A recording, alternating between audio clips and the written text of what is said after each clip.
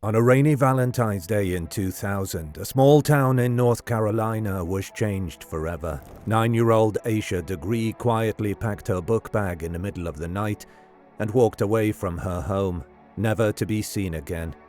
Several drivers spotted her walking along Highway 18 in the darkness, yet no one called the police.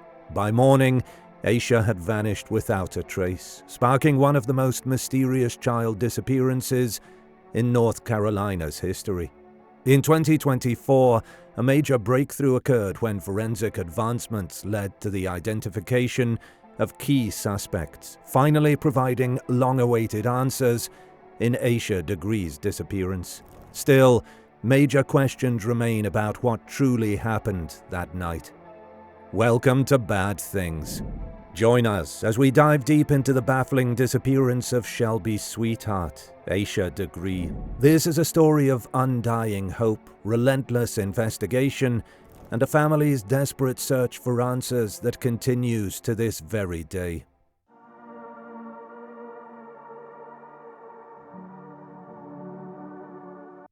Asha Degree was a vibrant 9-year-old girl with a bright future, beloved by her Shelby, North Carolina community. In the year 2000, she lived a simple, happy life with her loving family. Her world revolved around school, family, and church, all within the familiar surroundings of their cozy duplex. Born on August 5, 1990, Asha was the cherished daughter of Akila and Harold Degree, growing up alongside her older brother in a close-knit household. Her parents both worked hard, her father at a loading dock and her mother at a piano factory. Their home, free from digital distractions like computers and cell phones, was instead filled with family bonds and shared responsibilities. Asha was known for being light-hearted, funny and full of joy, but she was also cautious by nature. She never ventured out alone, was wary of strangers and even feared dogs. There were no signs that she wanted to leave the safety and warmth of her home. The days leading up to Asha's disappearance followed her usual routine. On Friday, February 11th, with school closed, she spent a day at her aunt's house, followed by basketball practice. The next day, she played in a highly anticipated 4th grade basketball game where her team suffered their first loss of the season. She was visibly upset, but soon appeared to recover. On Sunday, February 13th, Asha attended church, spent time with family, and went to bed at 8 p.m. That night, a power outage swept through the neighborhood, a seemingly insignificant event before the mystery unfolded. Her father checked on her and her brother at 12:30 a.m. and again at 2:30 a.m., finding them both peacefully asleep. The disappearance. On February 14, 2000, the day began with a terrifying discovery. Asha Degree was missing. While preparing morning baths around 6:30 a.m., her mother found Asha's bed empty. A frantic search of the house and surrounding areas, including her sister-in-law's home across the street, revealed no sign of her. Alarmed, her father called 911 at 6:39 a.m. For those interested, we've included the call transcript in the description. By 6:41 a.m., police arrived at the residence, launching an immediate investigation. K9 units were deployed, but oddly they failed to pick up Asha's scent. Despite the rainy weather, no footprints were found, making the search around the house and neighborhood even more challenging. As the community and law enforcement mobilized, the urgency of the situation was undeniable, yet leads were scarce. The search gained momentum, but progress was frustratingly slow. It wasn't until media coverage spread that truck drivers came forward, reporting early morning sightings of Asha around 4 a.m., a revelation that added a crucial new layer to the investigation. The sightings. 2 truck drivers unknowingly became some of the last confirmed witnesses to see 9-year-old Asha Degree before she vanished. Their accounts would later become crucial to the investigation, but at the time, neither of them called the police. Around 4 a.m., truck driver Jeff Rupi was on his usual delivery route for Sun Drop Bottling Company, heading south on NC Highway 18, when he spotted something unusual, a small child walking alone on the side of the road. She was wearing a dress, white tennis shoes, and pigtails, carrying a book bag. Most notably, she wasn't running or looking lost. Instead, she was walking with purpose. Concerned, Rupi turned his 10-wheeler around, a difficult maneuver on the winding 2-lane road. He drove back toward her, but she never looked up at him. "I went back, but she never did look up at me," Rupi later said. "She looked like she knew where she was going. She was walking at a pretty good pace." At the time, Rupi had no idea that a 9-year-old girl had been reported missing from Shelby just hours earlier. He found it odd, but didn't immediately recognize the danger. It wasn't until later, when news of Asha's disappearance broke, that he realized what he had seen and contacted the authorities. Shortly after Rupi's sighting, around 4:30 a.m., Roy Blanton Jr. and his father Roy Blanton Sr. were driving their trucking route through the same area. Like Rupi, they also saw a small figure walking along NC Highway 18. However, in the darkness, they weren't sure if it was a child or a small woman. At the time, the elder Blanton assumed it was an adult involved in a domestic dispute, perhaps a woman who had left her house after an argument and gone for a walk. "I thought that maybe it was a domestic violence thing where a woman left the house and was out walking," Roy Blanton Sr. later said. Neither man called the police right away. It wasn't until Tuesday night, a full day and a half later, that Blanton Sr. saw news reports about Asha Degree's disappearance. Realizing the possible connection, he immediately called his son. When they discussed what they had seen, they both concluded that the person they saw was not an adult. It was a child. That's when they contacted the authorities. The two truck drivers were the first known witnesses to come forward, but as this FBI video states, there were likely more witnesses, including one who claimed to have seen Asha go into the woods. There were some fairly credible witnesses that said they saw a young child walking up Highway 18 in the direction of the city of Shelby. And along with their description of her, it's believed that that was her walking into the town. At least one of these individuals said they tried to check on her, concerned about a young girl out on the highway by herself. But by the time the driver had turned around, Asha had gone into the woods, and the driver couldn't see her anymore. This is the last known sighting of Asha. The first solid clue. The search continued for several days, drawing in hundreds of searchers using various methods. Despite tireless efforts, very little was uncovered. Over the following days, the search expanded, leading police to a storage shed owned by Debbie Turner, located about a mile from Asha's home. Inside, they discovered 3 distinct items: a pencil, a marker, and a Mickey Mouse hair bow, along with candy wrappers that matched those from Asha's Valentine's treat bags. This outbuilding, or big shed as some described it, was difficult to reach, requiring one to cross a 3-foot gully and bypass 6 beagles known to bark at strangers. The items found appeared to belong to Asha, raising hope that she had simply gone for a walk and sought shelter. However, the location raised immediate red flags. The shed's distance from the highway made it improbable that young Asha could have reached it independently, especially considering the dark and rainy conditions. More tellingly, there were no disturbances in the dust, and trained search dogs failed to detect Asha's scent in or around the shed. These findings suggest a troubling possibility. The items may have been deliberately placed to mislead investigators. However, while reaching the location may have been challenging for Asha, it was not impossible. An unknown photo of a black girl was also found in the shed. To our knowledge, she has never been identified. However, the shed where the items were found was quite messy, and it's likely that the photo was unrelated to Asha's belongings. It may have been blown in from the nearby field, or ended up there by some other means. We're including it in the video, just in case any of you recognize her. Despite intensive efforts by law enforcement, the trail ended at this shed, and Asha was nowhere to be found. The book bag. In early August 2001, a construction worker in Burke County discovered a weathered book bag wrapped in 2 black trash bags near the highway. Inside, investigators found clothing and personal items, including Asha's name, address, and phone number. Clear proof that the bag had belonged to her. It also contained a book from the school library and a New Kids on the Block t-shirt that did not appear to be hers. The discovery sent shockwaves through the investigation. Sheriff Dan Crawford admitted that for months they had considered the possibility that Asha might have wandered too far and died of exposure, but this new evidence suggested otherwise. It was highly unlikely Asha placed it there herself, Crawford stated. We had reason to believe that was not Asha's plastic bag, so it certainly heightened our suspicion that one or more people were involved. The location of the bag was just as disturbing. It was found 26 miles from where Asha had last been seen, raising the question, did she travel there willingly, or was she taken?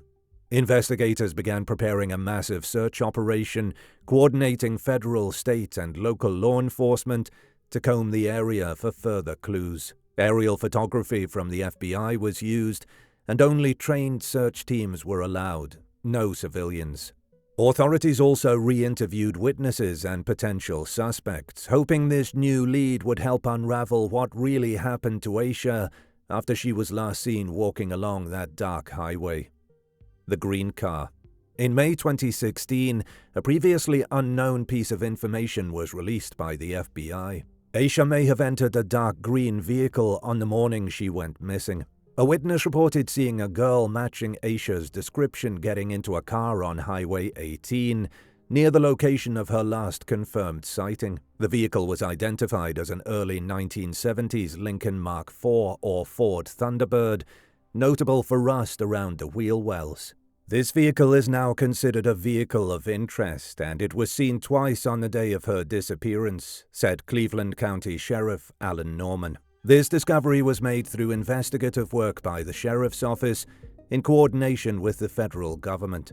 It remains unclear exactly when law enforcement received this information and why they chose to withhold it for so long.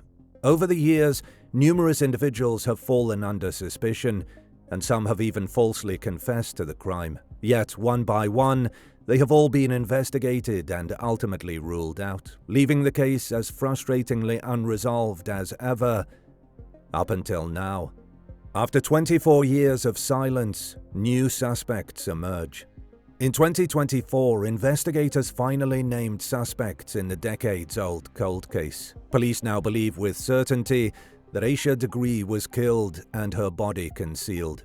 Through advanced DNA analysis, investigators identified 4 key persons of interest connected to properties in Shelby, North Carolina.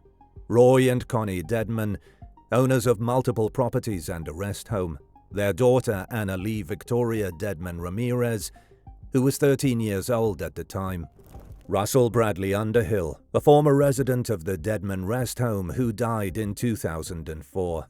The case broke open when DNA evidence from Asha's undershirt found in her book bag in 2001 matched Anna Lee Victoria Dedman Ramirez. Additionally, Russell Underhill's DNA was discovered among Asha's belongings. A crucial piece of evidence emerged when authorities towed away a green 1960s model car from the Dedman's property, matching witness descriptions from 2016 of the vehicle Asha was reportedly pulled into that rainy night. In early 2024, police executed multiple search warrants at locations tied to the Dedmans, including 2 addresses on Cherryville Road, a property on Hawthorne Lane, Northbrook Rest Home, a residence in Charlotte. Investigators used and continue to use ground-penetrating radar and specially trained K-9 units to search these properties. Of particular interest was a chest-deep hole that Roy Dedman had reportedly been seen digging several years earlier. The search warrant explicitly stated that investigators believed Roy and Connie Dedman's help would have been necessary in the execution and/or concealment of the crime. In February 2000, when Asha vanished, Russell Underhill was a resident at Cleveland Healthcare. His connection to the Dedmans was significant. Connie managed his medications, and Roy served as his emergency contact. Roy Dedman's property was located less than 6 minutes from where Asha was last seen walking along NC 18. Underhill's life was marked by struggles with depression and substance abuse following his Vietnam service. He moved between the Deadman's facilities from Cleveland Healthcare to Northbrook Rest Home. In 2002, he briefly went missing from the retirement home, but was later found at Cleveland Healthcare after being seen getting into a red truck. Underhill's life ended in December 2004, when he was found dead in his Lincolnton apartment at age 54. His death, like many aspects of this case, left unanswered questions. Recent developments included the execution of search warrants at various properties owned by the Deadmans, where investigators collected numerous items, including phones, computers, journals, and other potential evidence. While no criminal charges have been filed and no remains have been found, investigators continue to pursue leads. The Deadmans are considered suspects, and their attorney has acknowledged that upcoming search warrant details may link someone who is no longer living to Asha's disappearance, likely pointing at Russell Bradley Underhill. It now seems likely that Russell Bradley Underhill was responsible, possibly with assistance from the Deadmans. However, many questions remain unanswered, and the full truth about what happened that night is still unknown.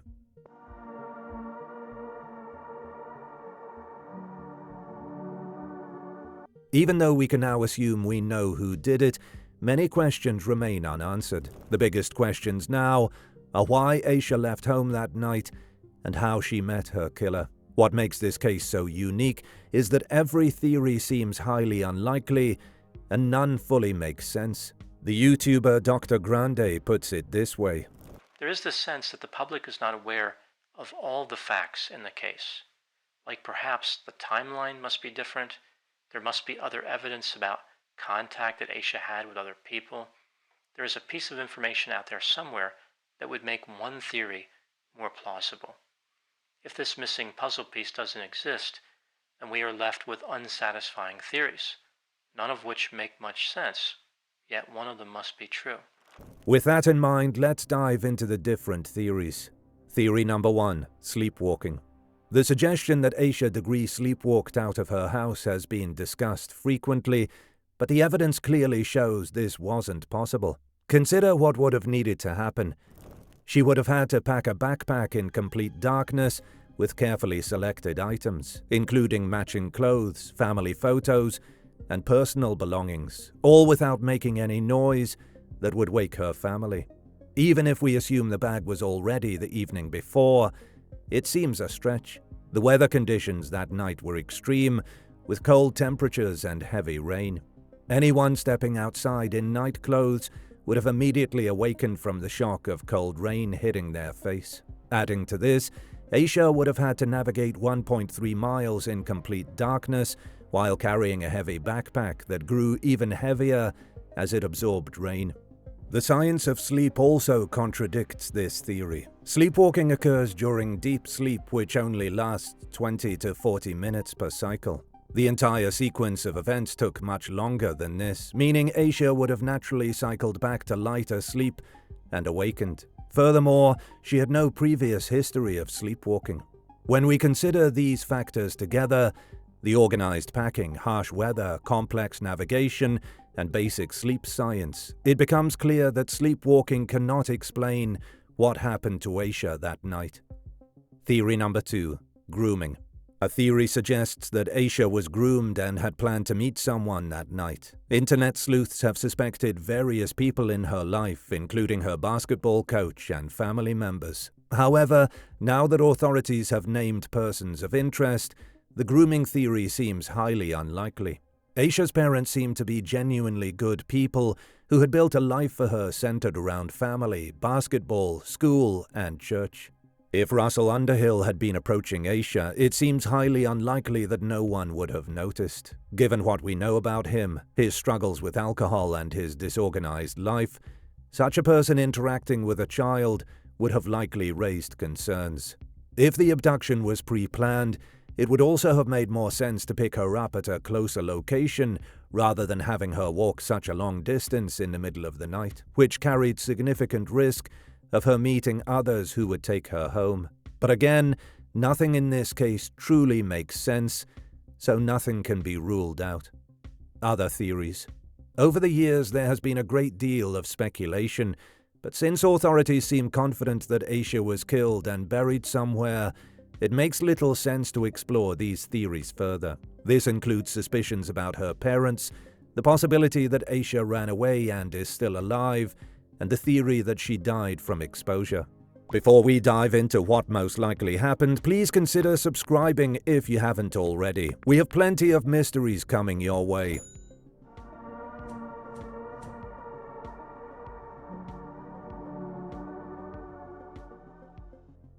This case is particularly difficult to determine what most likely happened because every possible outcome seems highly unlikely. However, we believe a crucial piece of information is missing. Nothing else makes sense. Somebody is withholding something, either deliberately or simply because it didn't seem important at the time.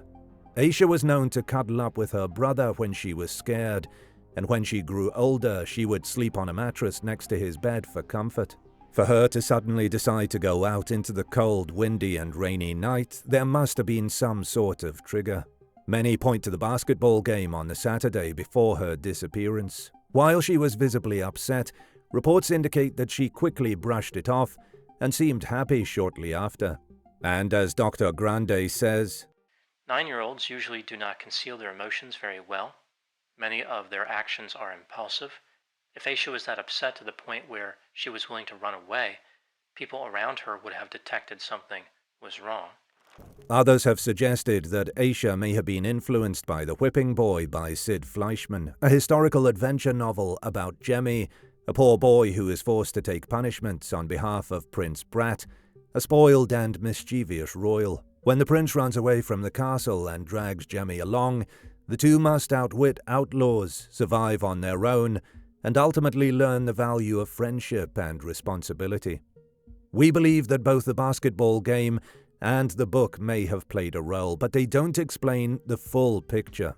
It's possible that Asha had been dared or simply decided on her own to face her fears by walking into the night, perhaps to prove something to herself or someone else. Maybe a comment about her reaction to the basketball game made her feel like she needed to be tougher, sparking an "I'll show them" impulse. It's impossible to say for sure, but as we've already stated, it feels as if pieces of the puzzle are still missing.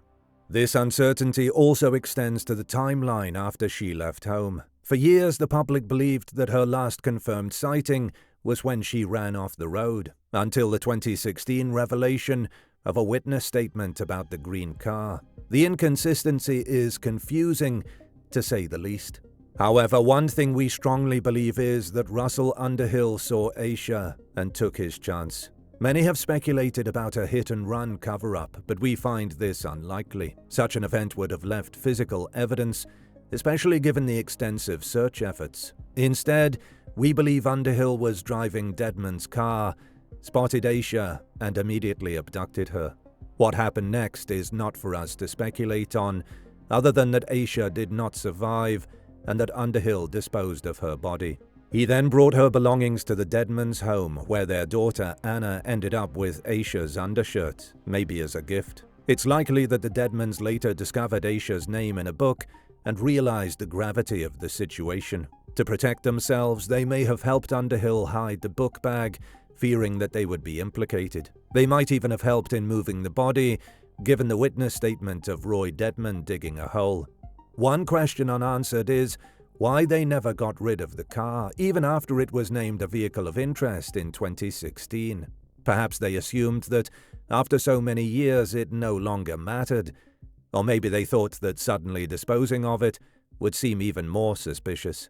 These events are highly unlikely to have occurred by chance, yet they form what we believe to be the most plausible scenario. Hopefully, law enforcement will uncover the evidence needed to bring closure to Asha's family and finally reveal the long-awaited answers the public has been seeking.